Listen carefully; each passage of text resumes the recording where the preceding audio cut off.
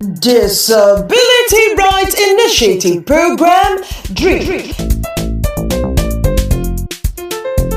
This program is brought to you by FAECARE Foundation, supported by Disability Rights Fund as part of Disability Rights Initiative Project Accessibility. Disability Rights Initiative Program, DRIP, promoting and advancing disability rights.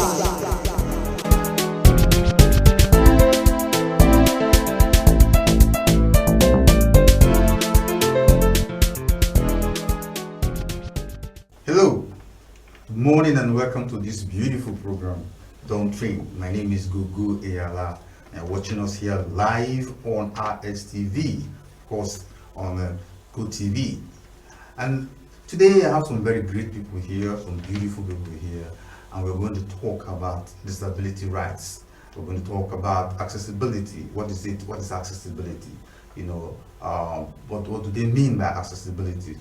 What do you know? By the word accessibility, what does it mean to you? So I have here with me Disability Rights Initiative Project, DRIP, which is a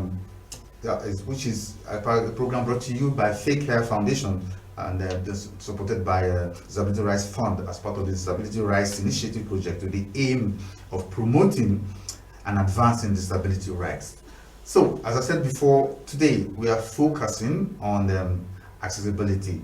Disability Rights Initiative Project, is talking about accessibility. What is accessibility? What do you know about accessibility? I have here with me Udeme Matthias, as one of the guests. Udeme, you're welcome. Thank you so much. And also have Oluwakemi Ogundeji. Oluwakemi, you're welcome. Thank you, sir. Okay, so to the average man, accessibility means different things, So what is accessibility when it comes to disability rights? Okay. Good morning, Rivers people. In this context, accessibility is the design and the implementation of to use service and product by everybody. But on the Convention of the Right of Person with Disability, accessibility is defined or is referred to as for someone to have rights on an equal basis with others on the use of buildings, not just to access it, but to be able to use it. When we mean use, to stay in, when you enter, you'll be able to make use of the fixtures in the buildings. Then transportation, which is very good public transport out there. Someone with disability should be able to make use of public transport, not just public transport, every other transportation, communication and technology. Okay, do you have anything to add to that? Yeah, accessibility, I've been described by my colleague there. It's actually that enabler, that access way for those who are with one form of disability or the other to be able to access whether product, call it services, anything that the other persons without disability are using, whether as a service or as a product. Individuals with one disability or the other should be able also to have those services or products unhindered, on equal basis with others. That's just the emphasis. Okay, so buildings should be designed in a every way. structure Every structure should be designed facility, in a way. product, all of the things other individuals are using that are without disability. Persons with disability should as well be able to access those services and the product without being discriminated. Okay, let's take it, for example, in a hotel. What kind of facility would they have to put, in the room and in the toilet, so that persons with disability will not be disadvantaged using those facilities? Okay, like entering a hotel, at least the entrance should be accessible. There should be a ramp there. If there is no ramp, there should be an installed ramp. There should be a mobile ramp for someone on wheelchair to be able to enter, not just to enter the building, like as earlier said, to be able to make use of it. Like you said, the toilet. We notice some toilets, when by the time you open the door goes inside, not open towards you. So such doors should be constructed in a way that once you open it, it's open towards you, so that someone on wheelchair will be able to enter and stay in to be able to use it. And it's not until when the person wants to use a toilet you start removing things out of it. There should be a space for someone on wheelchair to be able to use it. Okay, how about people who are visually impaired, for example? How can you design the toilet for them to use it? Matthias, want to add to that? That has no issue. The same toilets can as well be used by a visually impaired person. The regular toilet the other persons are using, we don't have issues on that.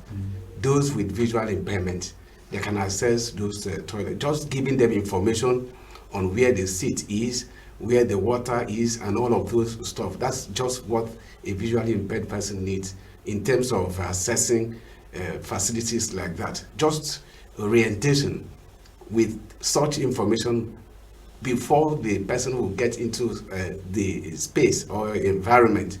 Definitely accessibility will be achieved there. I suppose that person is not accompanied by any person. Oh, there should be some sign. There should be those tactile information. There should be audio information. And of course, before he or she goes in as a visually impaired person, there should be that beforehand information, whether in a tactile way, that is the Braille format, being brailled on the wall or the door of the toilet or bathroom. The person with visual impairment should be able to read and recognize that, oh, this is this particular service or facility. That is what is expected. And also providing reasonable accommodation. Someone should be there who can see to also give that orientation, guidance for a person with visual impairment to access those facilities without being hindered. Okay, it's a very beautiful thing. And talking about this, we know that people who design and build these things are also looking for profit, and then they're thinking of whether hiring an extra person to do all that will cost them more and all that. But I think it's doable. But let's take a public institution, for example, a public building, for example. Take the University Secretariat, for example. It is for everybody. It's built for everybody. Now that building was designed and built in the 70s. And probably some of these issues, some of these things were not put into consideration, what we're talking about here. But if the government decides to make it accessible as you guys would want it, what kind of things would you want installed in that building so that it becomes accessible to all for equal use, for equal purposes? Thank you. Like the use of lift. I know the buildings, the lift should be there, not just not just that we are seeing the lift, but to be walking every minute. Because last week we went for advocacy. At the time that we got there, the lift wasn't working because of power. So I had to climb the stairs to like 6th floor. Imagine that. So we are appealing to the government that something like that should be functional while people are at work or when people are available to make use of it. Okay, so the number one thing is the lift. Yes. Because the lift is working, and those who have challenges with walking and all that, we get use of those things, make use of those things, and make life easier for them. Yeah, and someone with hearing impaired, there should be signs on the wall that can give direction to where the person is going, or what to do. Okay, so we're talking about disability. If you're watching this program right now, my name is Gugu Eyala, and I have here with me my friends from the Disability Rights, initiative program. The members of FAECARE, and we're looking at, the question of accessibility, and we're asking, what can be done, what can we do to make buildings, to make the environment accessible to all equally, to make facilities accessible to all equally. So we're asking the questions, what is accessibility and all that. You see our number there. If you want to call and ask questions, you can call. We're going to break, not long after now, we're going to break, and when we'll come back, we'll take those calls, and then we'll also take your own side of the story, because I know that out there are some of us that have these challenges. We have people who are visually impaired, we also have people who have some physical challenges and all that. Okay, but let's come to disability. Sometimes it's just physical, sometimes also mental. Now, so how can your accessibility, how can you design, for people who are mentally impaired? In what way can they benefit from this accessibility you're talking about? Come up again. Basically we have two types of disability. No. We have physically disabled persons, and also we also have people who have mentally we have mental disability. So for those who are mentally disabled, who have mental disability, what kind of design do they need to also enjoy accessibility? Thank you so much. Let's put the record straight. It's not just two types of disability. We have more than that. We have physical, we have sensory, we have mental, intellectual, learning disability, quite a lot. And some are obvious. Some can be seen and some cannot be seen. Covert ones are there, and of course, overt one, like we have likely stated there. And these things are simple, just making sure that the facilities or whatever it is, whether physical facility or environment in terms of buildings and all of that, make it available in such a way that anybody that comes in there, whether he or she is challenged, just like you have said, in any of the disability types, he or she can access those facilities. You don't need any extra things to put in place for them. For some of them, like the mentally retarded, the mentally disability you talk about, mentally disability you talk about, there are those ones that are extremely challenged in such a way that they have to go through some level of rehabilitation. And when that is done, then they are good to go. They can access any physical environment like every other person when rehabilitation services are being given to them. And those that have gone into a extreme condition, of course, you know where to put them in such a way that they can still have access to whatever services or product governments are putting in place. That's what I can put out there to respond to this issue. What challenges do you face trying in this advocacy program? What challenges do you face? How open are people to this concept of making things accessible, making life easier for everybody? Yeah, actually, mainly is discrimination. Okay. Yeah, because of the level of awareness or the way people see person with disability. That discrimination is there. They'll be like, what can you offer? The fact that my leg isn't good or my eyes, my sight isn't working doesn't mean I can't add value to the society. Doesn't mean I can have value to the lives of people. So people see person with disability as someone, as beggars, as someone that is low or something. These are part of what we face. Mobility too. It's another challenge. Moving from one place to another. You asked the question, mobility and assessing. Just what we are discussing, assessing the public space or buildings majorly. Do you get? So assessing it, climbing the staircase, there are no ramps mostly on some buildings. Yeah. So if we appeal that if the necessary authorities can ensure that these features are made in place for people with disability to go a long way. So that's just few of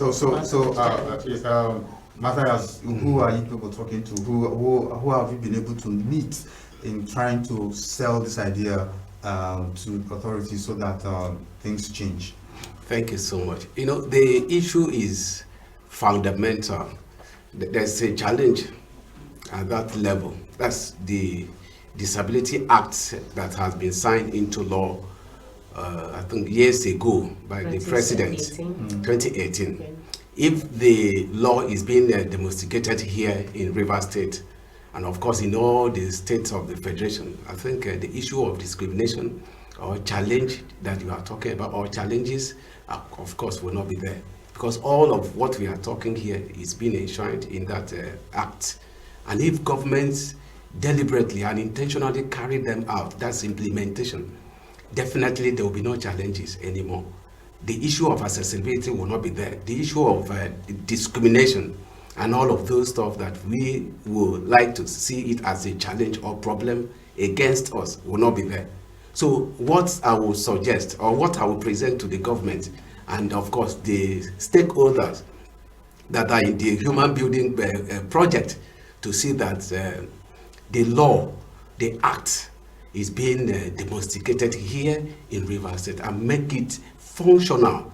A commission should be set up, and of course in the commission those with disabilities should be appointed in order to man those. Of course, they said nothing for us without us. You can't go and legislate for me that is wearing the shoe, the kind or the size of shoe I will wear and all of those stuff. You have to bring me in to know my size of shoe and how the color and all of those stuff. I should be able to be there. So persons with disabilities should be appointed into those commissions, or call it agencies of government, that will be shadowed with the responsibility of looking into the affairs of persons with disability in the state. That's what will arrest every challenges that you may talk of that is hindering the persons with disability to access whether physical environment or social environment that you can think of in the state. Okay, so basically what you're asking for is one, the law should be domesticated, and also full implementation. Full implementation of the law. Exactly. And relevant stakeholders appointed to man those commissions. Okay, that's okay. If you're just tuning in, we are here, the program coming to you from ISTV, and we're talking about Disability Rights Initiative project coming to you from FAECARE. We're going to take a break, and when we'll come back, the discussion will continue. Don't go away, please stay tuned. No one can enjoy what they cannot assess. Persons with disabilities still continue to face many barriers that hinder their full and meaningful participation in our society today.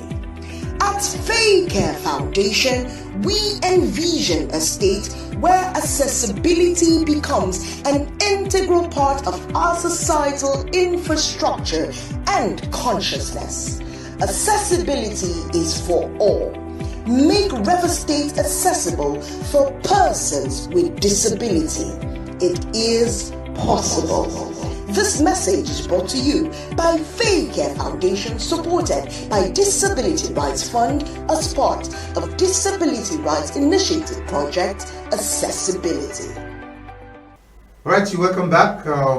We are talking about disability rights, and we have some great people here with me, who are guiding us on this discussion, because there's always something new to learn. Now, if you've been following us, our number has been on air there. You can now call and ask your questions, and they would like to, so that they can take your questions. Maybe you want to find out what you need to do, or you need information, or maybe you need to know where you can contact them, and so that they get more information about disability rights and all that. Now before we went on that break, we're talking about government implementing, first of all, domesticating and implementing laws and all that for the good of the whole. Now,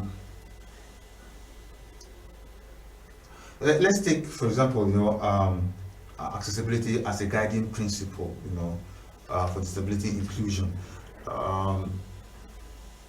Do you homes, offices, and everything are designed by architects?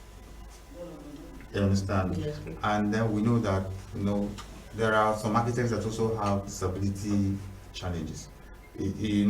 So and disability, like I said, disability rights, inclusion is cutting across the whole sector.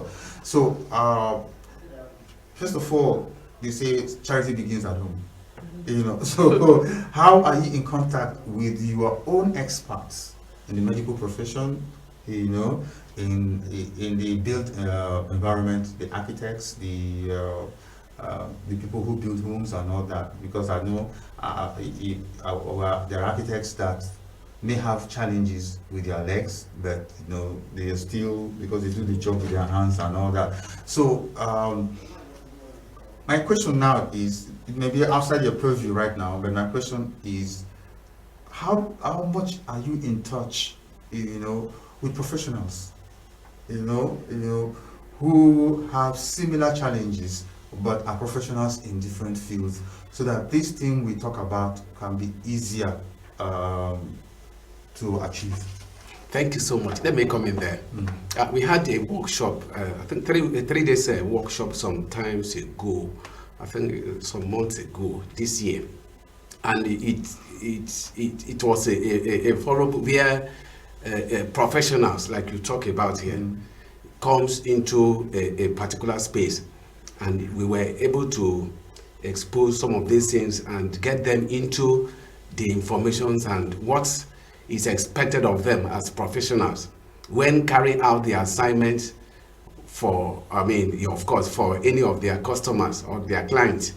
So we expose those information to them, the universal principle for them to adopt at the scratch, at the planning stage, while trying to design any facility, a building, or put out any structure. That consideration of those who have one disability or the other should be put into consideration in designing those facilities at the scratch, before you think of taking it out to implement or to carry it out.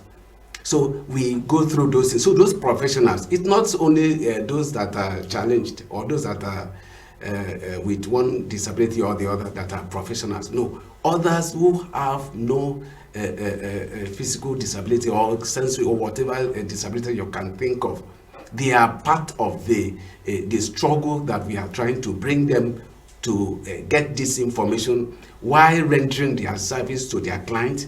They should put all the measures at the scratch in order to make whatever service they want to render accessible for everybody, regardless of his or her ability or disability. That's what it is. It's not only for those that are with one form of disability that are in the profession. No, the information should go round. Every professional should have this information. While planning, while rendering your service, take into consideration those who have one disability or the other having access to whatever you want to render to the public, especially the physical environment. Thank you very much. So Oluwakemi, let's talk about inclusion. Okay.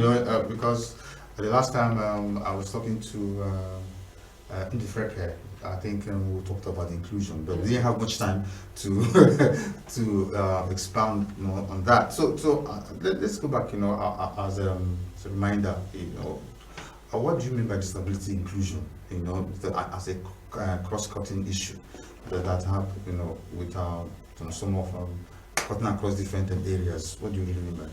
Yeah, disability inclusion, we refer it is a strong pillar of accessibility. Okay. So it's referred to as when you bring in when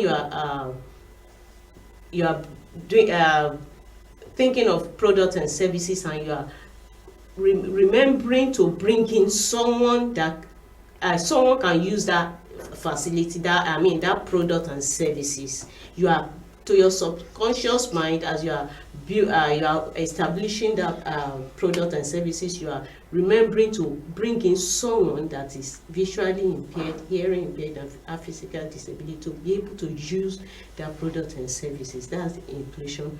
And so the person will be able to make use of that product and services. You are including the person to make use of the products and services. Okay. Yeah, to add. Okay, the manager, go ahead. Exactly, to add there. You see, when you remove barrier, restriction, or limitation against persons with disability, automatically you are including them in whatever you are doing there. That is inclusion, disability inclusion. Bringing them on equal basis with those without disability. That is disability inclusion. Be it in a public sector or private sector. The government want to employ, and they have like 1,000 slots. Have they put into consideration persons who have one disability or the other in that 1,000? And of course, there's a law in Nigeria that every employment that is to be carried out, whether at the private level or public level, 5% of those chances should be given to persons with disability. So looking at that, and whoever is to be employed or whoever is to employ, follow those lay down laws and employ persons with disability, at least that 5%. Definitely there's disability inclusion in that particular exercise that you are being carried out, whether as government or public or private organization. That is what disability inclusion is.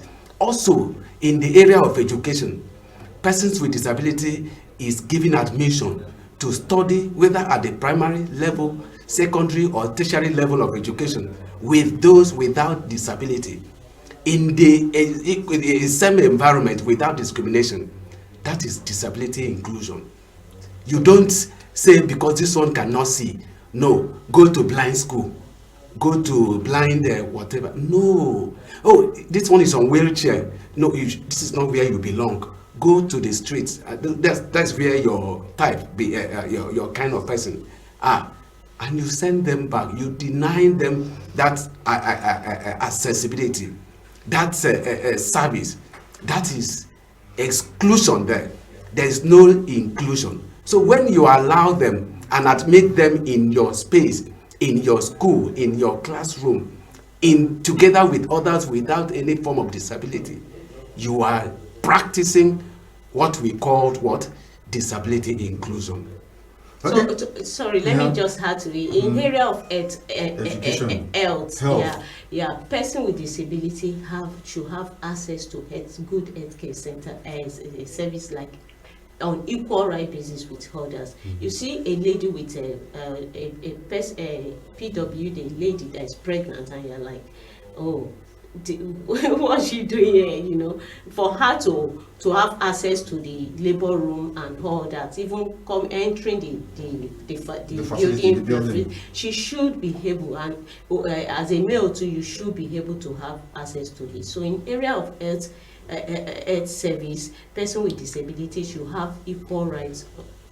So basically, inclusion means removing all barriers. Yes, removing all the restriction, all restrictions limitation that will hinder persons with disability having having equal access, equal rights, and everything. Yeah. That's what inclusion means. Yes, Okay. yes. Thank you so much for coming around. Udeme man, I'm happy to see you today. And I like, you have enough energy. I have to just borrow me small. And Kemi, thanks for coming around too. I know that you've learned quite a lot. Remember to include everybody when you are in charge of any situation. Do not discriminate against anybody, because we are all beautiful children of God.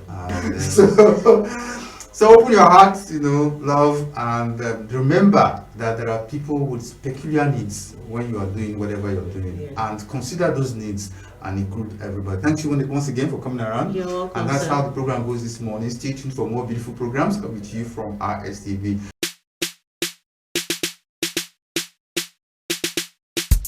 Disability Rights Initiative Program, DRIP.